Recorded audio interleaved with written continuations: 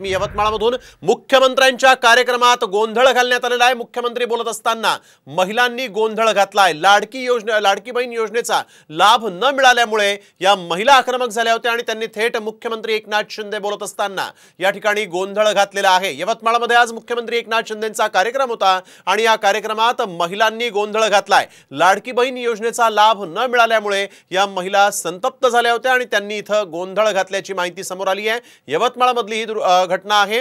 यावेळी एक महत्त्वाची बातमी आपण बघतोय। यवतमाळमध्ये मुख्यमंत्र्यांचा कार्यक्रम होता। या कार्यक्रमामध्ये मुख्यमंत्री एकनाथ शिंदे बोलायला उभे राहिलेले असताना महिलांनी इथं गोंधळ घातलेला आहे। लाडकी बहीण योजनेचा लाभ न मिळाल्यामुळे या महिला संतप्त झाल्या होत्या आणि त्यांनी हा गोंधळ घातलाय। ती दृश्य आपण बघतोय।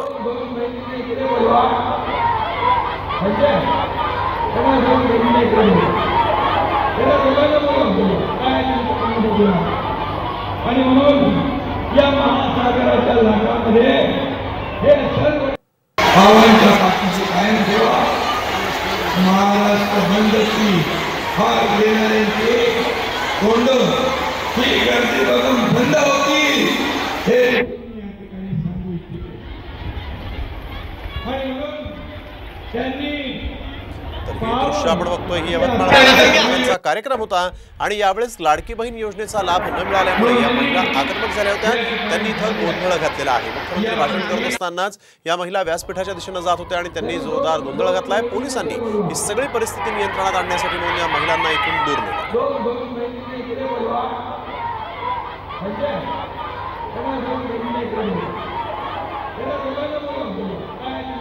महत्त्वाची बातमी आपण बघतोय।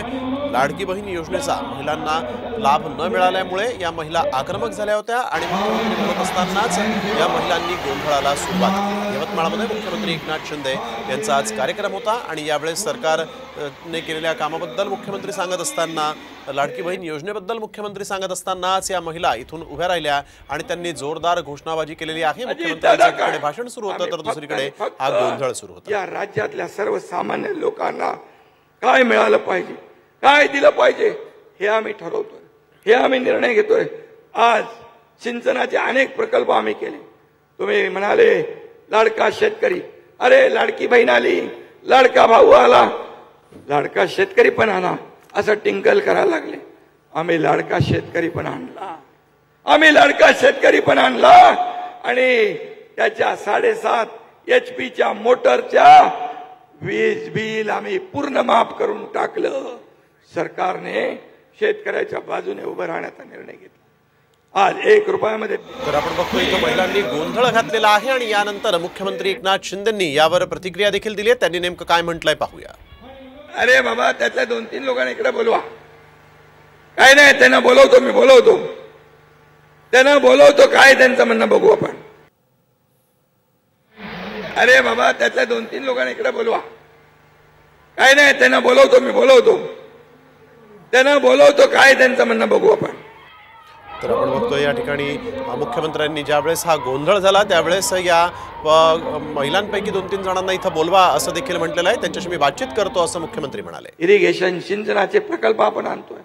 आज मगाशी अजितदादांनी आणि देवेंद्रजींनी त्याच्या बाबतीमध्ये सांगितलंय की शेवटी शेतकरी आपला मायबाप आहे, अन्नदाता आहे आणि म्हणून लाडका शेतकरी योजना पण आम्ही